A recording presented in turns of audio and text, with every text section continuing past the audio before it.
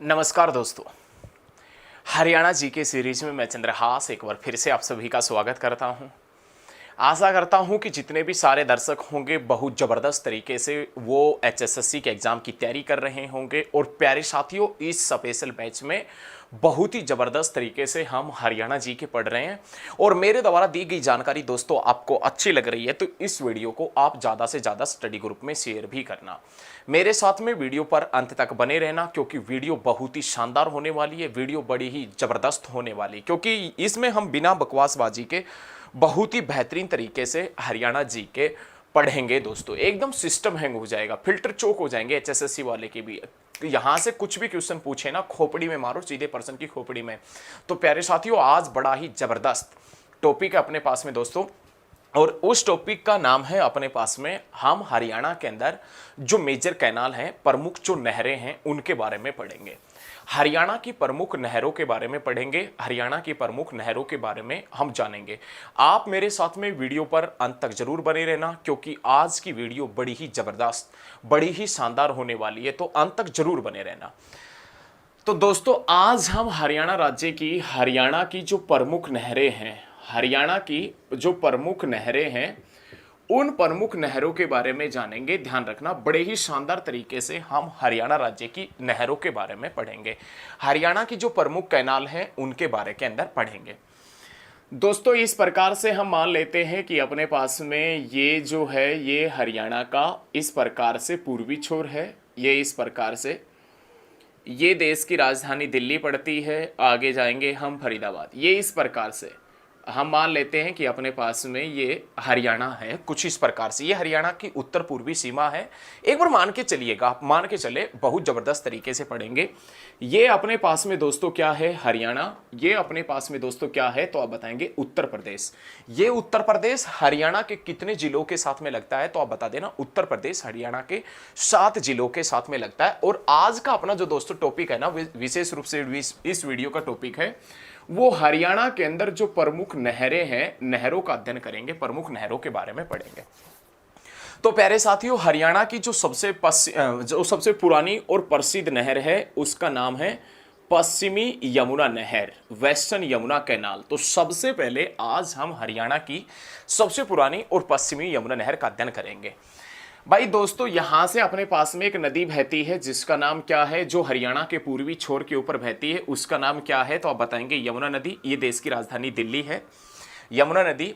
लेकिन हमने नदियों के चैप्टर में बताया था आपसे कि यमुना नदी के किनारे, यमुना नदी के किनारे भाई यमुना नगर के अंदर एक बांध पड़ता है जिसका नाम है ताजेवाला बांध। ताजेवाला, यमुना नदी के ऊपर यमुना नगर में एक बांध पड़ता है जिसका नाम क्या है दोस्तों? ताजेवाला। इसी ताजेवाला बांध से हरियाणा की सबसे पुरानी और प्रसिद्ध नहर निकाली गई है। इसी ताजेवाला बांध से हरियाणा की सबसे पुरानी और प्रसिद्ध नहर निकाली गई है जिसका नाम पश्चिमी यमुना नहर है। ये जो पश्चिमी यमुना नहर है, वेस्टर्न यमुना कैनाल है, ये ताजेवाला से कब निकाली गई थी दोस्तों? तो ये दोस्तों ताजेवाला से कब निकाली गई थी? 1879 में, 1879 के अंदर। प्यारे दोस्तों, 1879 में, 1879 के अंदर ही विश्व की पहली गौशाला रेवाड़ी में खुली थी। ध्यान रखिएगा, विश्व की पहली गौशाला स्वामी दयानंद सरस्वती के प्रयासों से रेवाड़ी में खुली थी 1879 में। 1879 में ही हरियाणा की सबसे पुरानी और हरियाणा की सबसे फेमस नहर जिसका नाम है पश्चिम यमुना नहर, जो ताजेवाला से निकाली गई थी 1879 में। ध्यान रखना, बड़े जबरदस्त तरीके से पढ़ेंगे। लेकिन दोस्तों, ऐसा इस नहर के बारे में ऐसा भी बताते हैं कि यह नहर है ना, यह नहर फिरोज शाह तुगलक ने अपने शिकारगाह में पानी पहुंचाने के लिए, शिकारगाह मतलब हंटिंग ग्राउंड में, ऐसा बताया जाता है कि यह नहर फिरोज शाह तुगलक ने अपने शिकारगाह में, शिकारगाह मतलब हंटिंग ग्राउंड में पानी पहुंचाने के लिए कब बनवाई थी? 1355 में बनवाई थी। दोनों पॉइंट हमने आपसे क्लियर कर दिए हैं, किसी प्रकार का डाउट आपके दिल और दिमाग में नहीं रहना चाहिए। इस नहर के बारे में ऐसा बताया जाता है कि यह नहर फिरोज शाह तुगलक ने अपने शिकारगाह में पानी पहुंचाने के लिए 1355 में बनवाई थी। इस नहर के बारे में ऐसा भी बताया जाता है यह राज्य की सबसे पुरानी और प्रसिद्ध नहर है। और जो कहां से निकाली गई है दोस्तों? ताजेवाला कॉम्प्लेक्स, ताजेवाला बांध से निकाली गई है, यमुना नगर से निकाली गई है, जो 1879 में निकाली गई थी। इस नहर के माध्यम से दोस्तों सिंचाई का कार्य कहां कहां पर किया जाता है? तो पश्चिमी यमुना नहर के माध्यम से जो सिंचाई का कार्य किया जाता है, पश्चिमी यमुना नहर के माध्यम से जो सिंचाई का कार्य किया जाता है वो कहां कहां पर किया जाता है?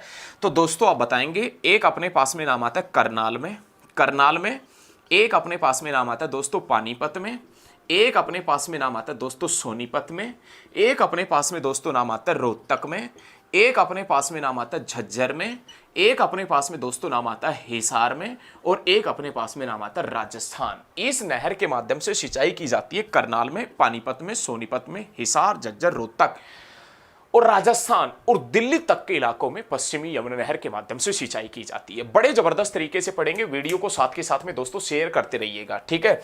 याद रखना, ये जो पश्चिमी यमुना नहर है ना, पश्चिमी यमुना नहर, इस पश्चिमी यमुना नहर के ऊपर भाई यमुनानगर में एक पश्चिमी यमुना नहर जल विद्युत परियोजना पड़ती है। भाई पश्चिमी यमुना नहर के ऊपर यमुनानगर में पश्चिमी यमुना नहर जल विद्युत परियोजना पड़ती है। आपने भी इस विद्युत परियोजना के बारे में पढ़ा होगा, नहीं पढ़ा है तो नोट कर लीजिए।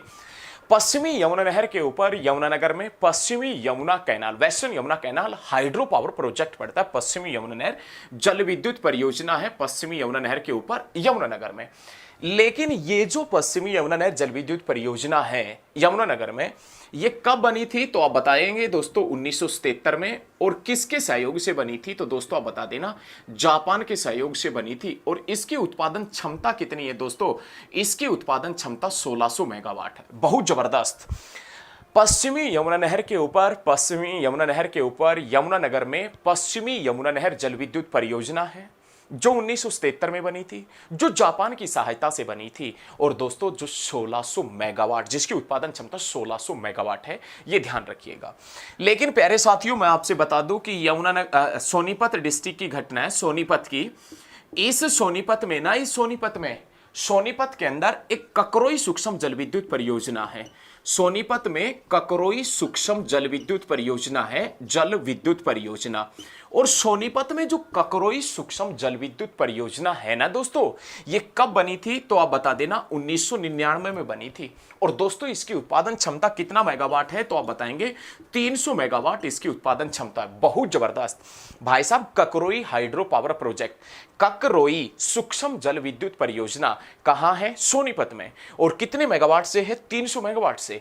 कब बनी थी? तो आप बता देना दोस्तों 1999 में बनी थी। लेकिन क्वेश्चन ये पूछा जाता है कि ककरोई सूक्ष्म जल विद्युत परियोजना कौन सी नहर के ऊपर स्थित है? तो आप बताएंगे पश्चिमी यमुना नहर के ऊपर। ककरोई सूक्ष्म जल विद्युत परियोजना अपने लिए आवश्यक पानी कौन सी नहर से प्राप्त करती है? तो दोस्तों आप बता देना पश्चिमी यमुना नहर से अपने लिए आवश्यक पानी ककरोई सूक्ष्म जल विद्युत परियोजना प्राप्त करती है। प्यारे साथियों, एक बार मैं साफ कर रहा हूं, चीजों को नहीं लिखा है तो आप वीडियो को बैक करके नोट कर लीजिए, वीडियो को पीछे करके नोट कर लीजिए। और प्यारे साथियों, यदि मैं आपके लिए इतना कुछ कर सकता हूं ना, तो आप मेरे लिए इस वीडियो को शेयर भी कर सकते हो। दोस्तों बिना किसी बकवासबाजी के हम पढ़ते हैं, क्योंकि हमें बकचोदी करना आता नहीं है और बहुत बेहतरीन तरीके से हम पढ़ते हैं। नेक्स्ट क्वेश्चन दोस्तों, ये जो पश्चिमी यमुना नहर है वेस्टर्न यमुना कैनाल है, ये जो पश्चिमी यमुना नहर है वेस्टर्न यमुना कैनाल है, इसमें एक जिले से बहती है करनाल से। और करनाल में एक स्थान पड़ता है मुनक। भाई करनाल डिस्ट्रिक्ट से जब ये पश्चिमी यमुना नहर बहती है ना, तो करनाल में एक जगह पड़ती है मुनक। और उसी मुनक नामक जगह से एक नहर निकाली गई है दोस्तों, जिसका नाम है मुनक नहर। प्यारे साथियों, ये मुनक नहर जिसका निर्माण कार्य 2003 में शुरू होता है और निर्माण कार्य पूरा हो जाता है 2012 में। मुनक नहर जो 2003 में जिसका निर्माण कार्य स्टार्ट हुआ था, मुनक नहर जो बन जाती है कब? तो आप बता देना 2003 से 2012 के बाद 12 में मुनक नहर बन जाती है। निर्माण कार्य 2003 में शुरू हुआ, मुनक नहर बन गई 2012 के अंदर बन गई।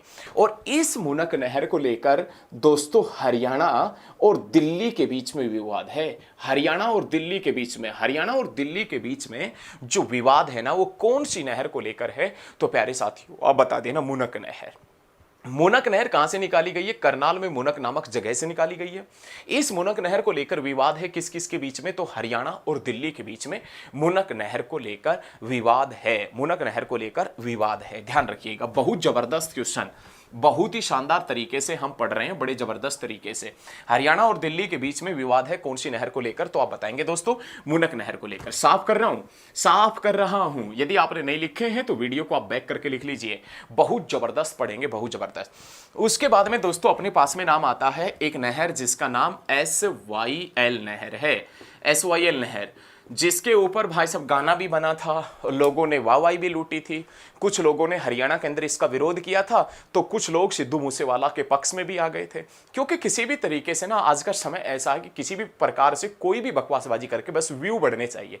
अपने को कोई किसी से कोई मतलब नहीं है, व्यू बढ़ना चाहिए, हमारे पास में पेमेंट आनी चाहिए, दुनियादारी अपनी ऐसे कराओ। और लोग ऐसे होते हैं जो ऐसे कुत्तों के साथ में, पालतू कुत्तों के साथ में जुड़ते रहते हैं। मतलब जो भाई साहब किसी भी कोई भी गाना डालता है या कोई भी कुछ करता है, उनके ऊपर वो भाई साहब किसी भी प्रकार से बोलते हैं, उसको कहते हैं अरे वाह भाई वाह, तूने तो सही बोला है।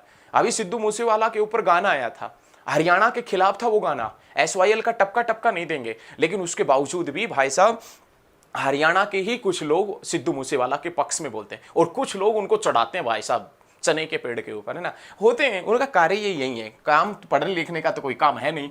लेकिन दोस्तों SYL नहर, SYL नहर, हमें तो राजनीति से क्या मतलब है, दुनियादारी कुछ भी करो, हमें तो बस सरकारी नौकरी चाहिए, सरकारी नौकरी की तैयारी करेंगे। और जो ये चीजें करते हैं उनका जिंदगी में सरकारी नौकरी से कोई ताल्लुक ही ना रहा।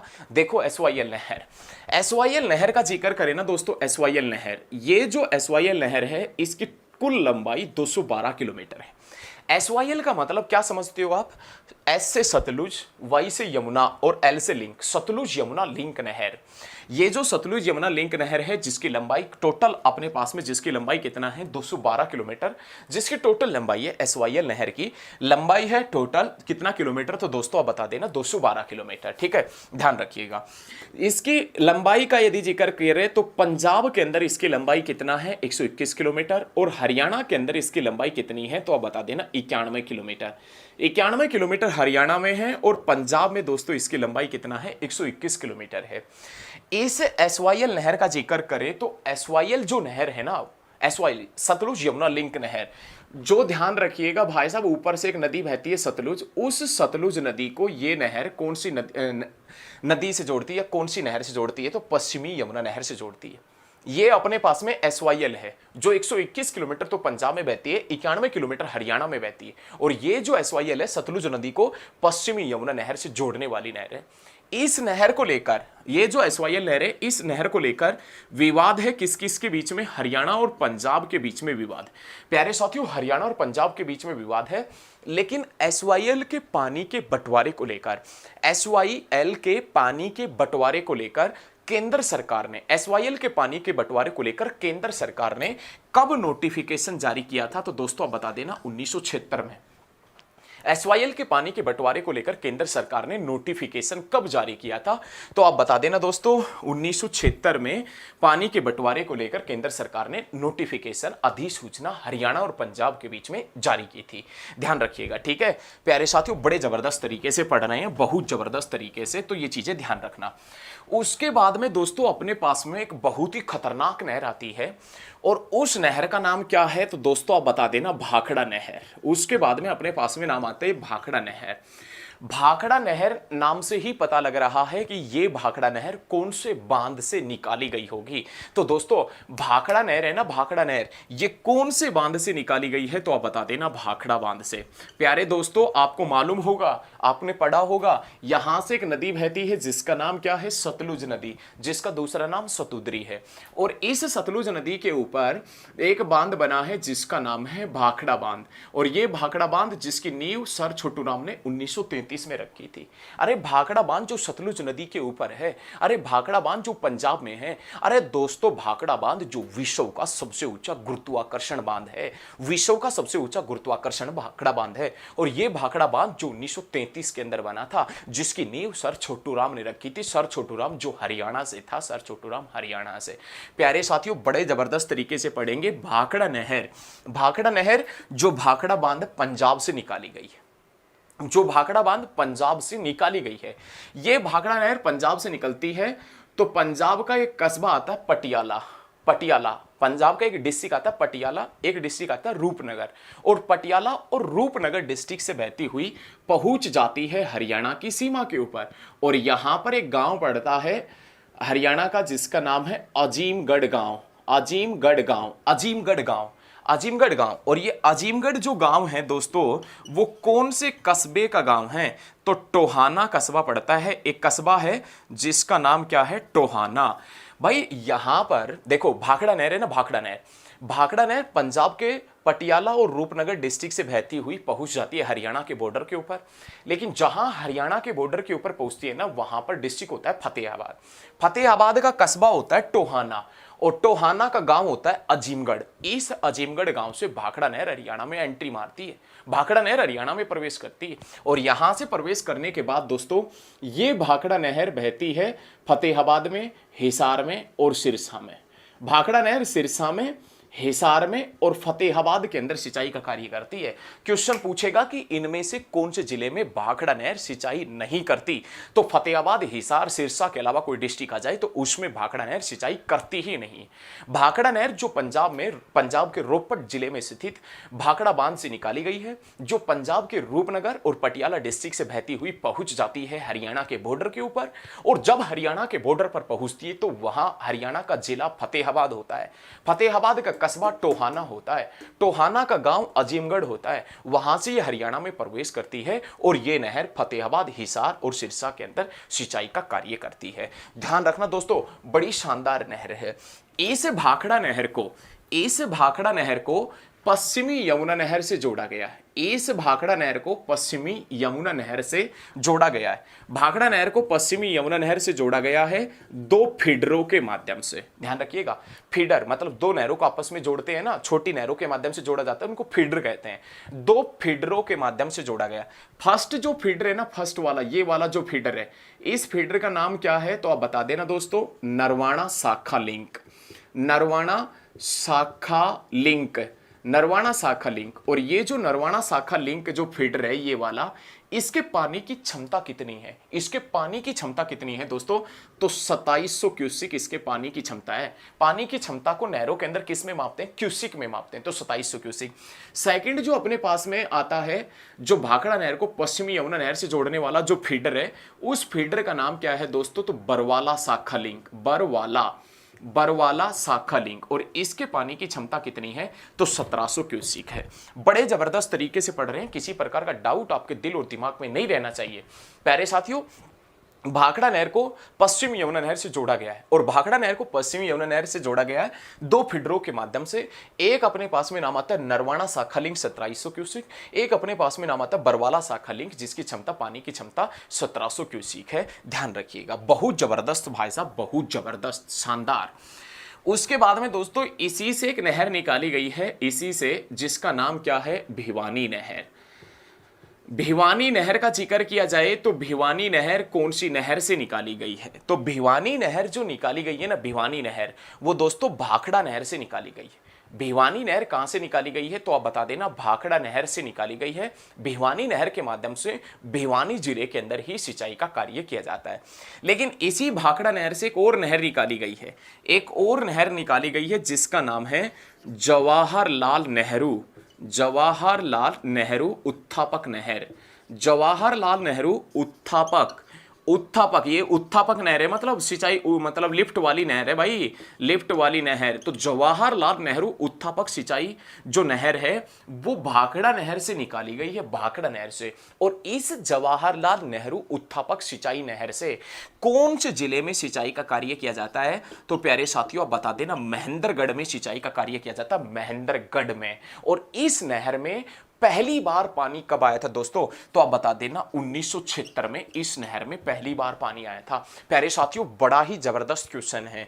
क्वेश्चन ये है कि जो जवाहरलाल नेहरू उत्थापक नहर है, इस नहर के माध्यम से कौन से जिले में सिंचाई का कार्य किया जाता है? महेंद्रगढ़ में। जवाहरलाल नेहरू उत्थापक जो सिंचाई नहर है, इसमें पहली बार पानी आया था 1976 में आया था, ध्यान रखिएगा। एसवाईएल के पानी को लेकर बंटवारा हुआ था 1976 में, एमडीयू बनी थी 1976 में, रोहतक आकाशवाणी केंद्र बना था 1976 में, और महेंद्रगढ़ के अंदर जवाहरलाल नेहरू नहर में पहली बार पानी आया था 1976 में। लेकिन मैं आपकी जानकारी के लिए दोस्तों बता दूं, इस नहर के माध्यम से महेंद्रगढ़ जिले की खरीफ की फसलों को बचाया गया था। गर्मियों में जो फसल बोते हैं ना, खरीफ क्रॉप्स, तो खरीफ की फसलों को इस नहर के पानी के माध्यम से बचाया गया था। ये आप ध्यान रखिएगा, बहुत शानदार पॉइंट है। और मेरे द्वारा दी गई जानकारी अच्छी लग रही है तो वीडियो को भी दोस्तों शेयर करना।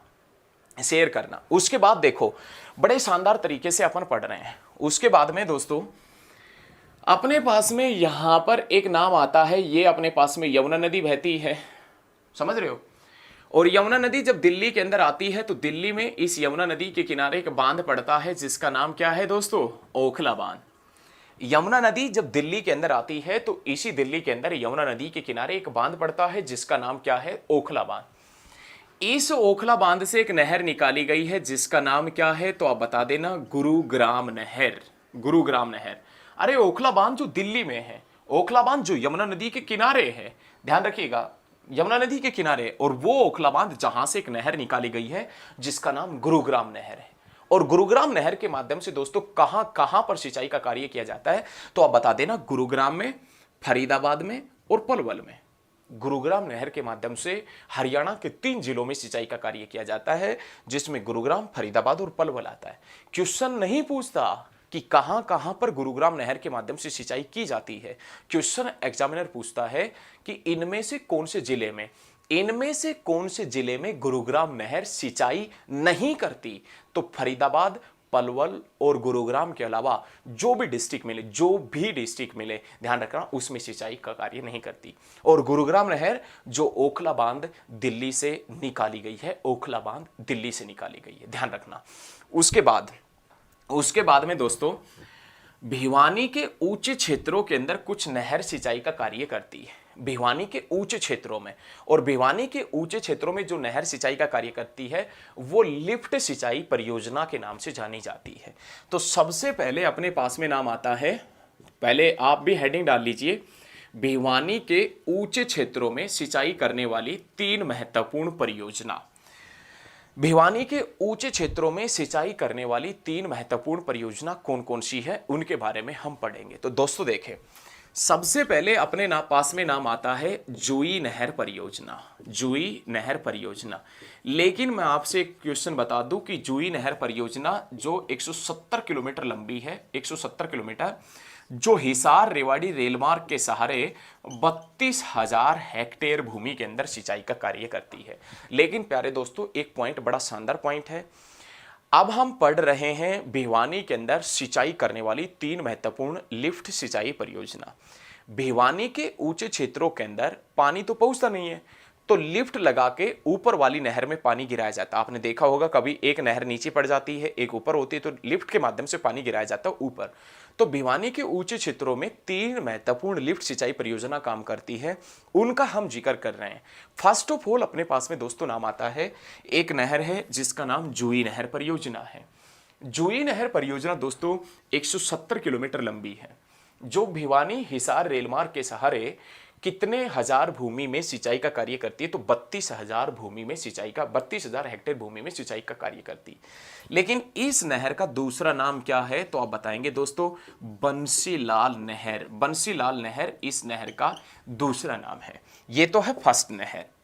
उसके बाद में सेकंड अपने पास में है सिवानी उत्थापक सिंचाई परियोजना।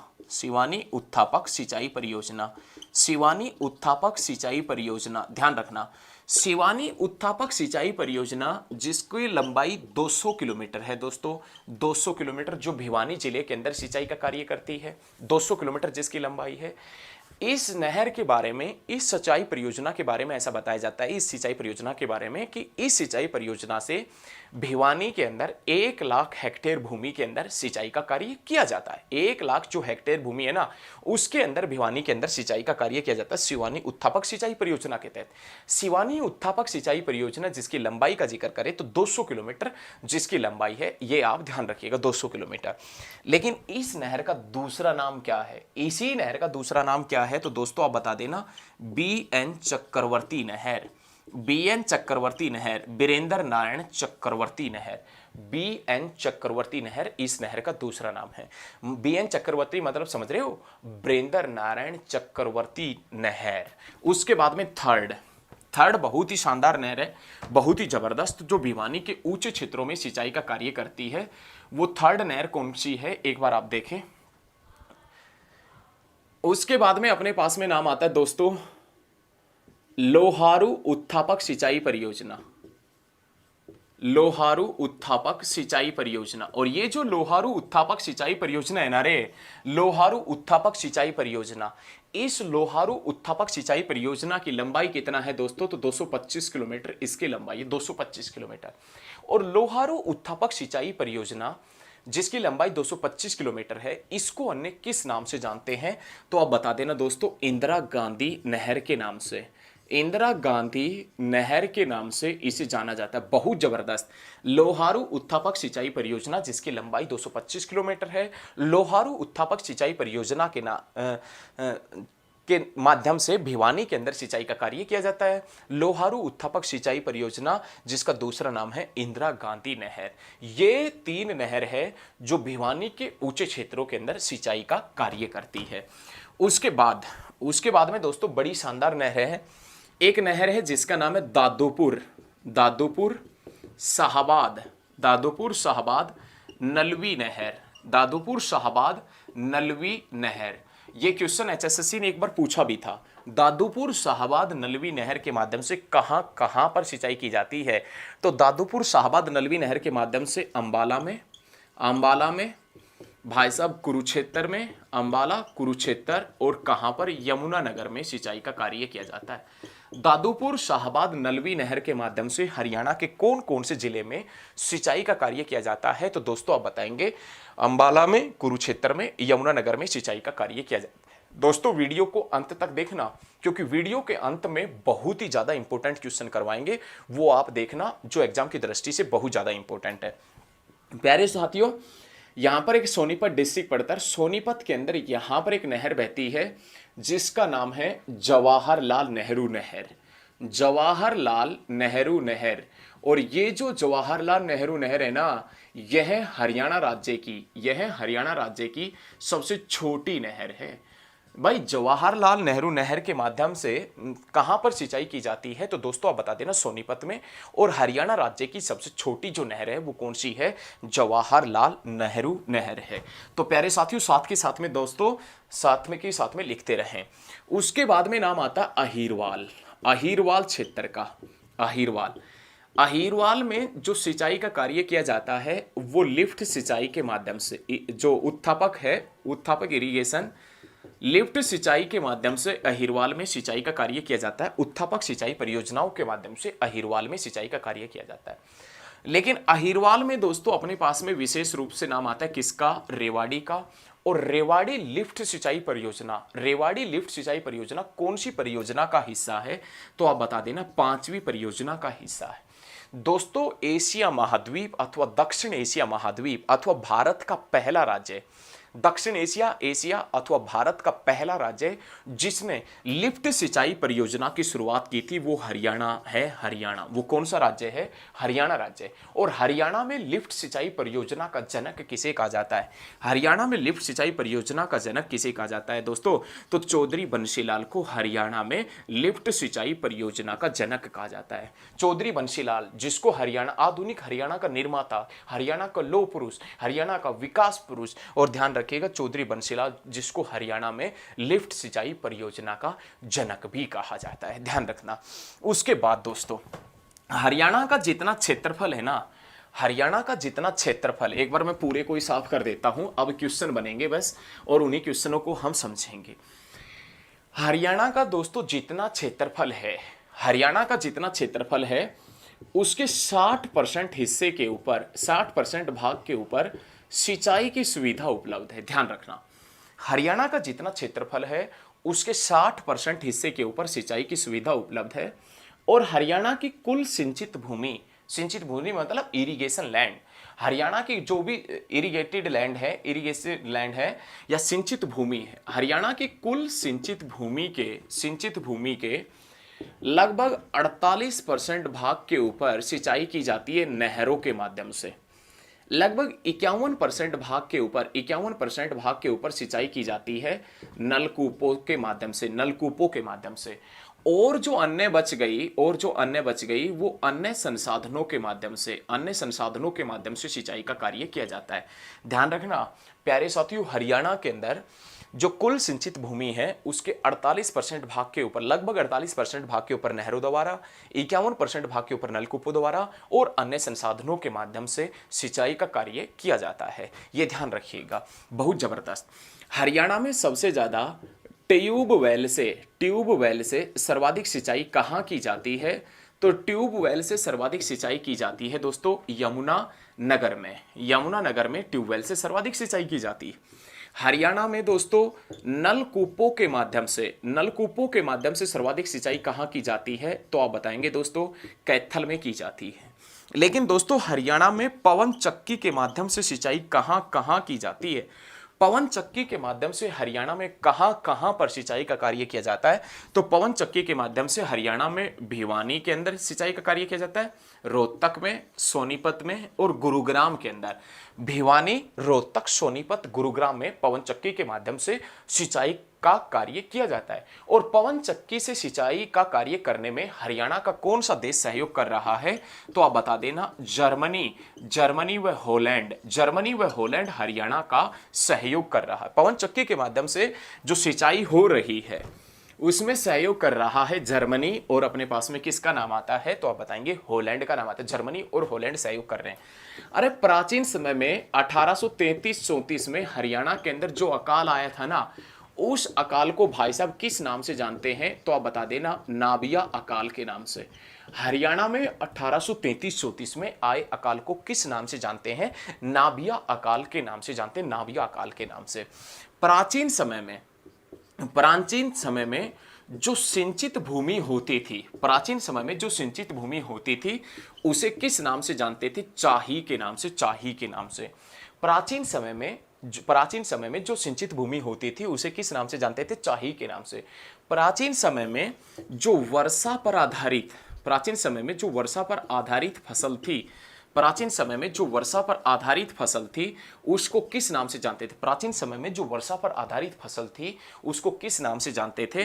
तो आप बता देना दोस्तों बारानी के नाम से जानते थे। प्राचीन समय में वर्षा पर आधारित जो फसल थी उसे किस नाम से जानते थे? तो बारानी के नाम से। तो प्यारे साथियों, मेरे द्वारा दी गई जानकारी आपको अच्छी लगी हो ना, तो रिक्वेस्ट है आपसे, हाथ जोड़ के रिक्वेस्ट है, क्योंकि यदि मैं आपके लिए इतना कुछ कर सकता हूं तो आप मेरे लिए शेयर भी कर सकते हैं।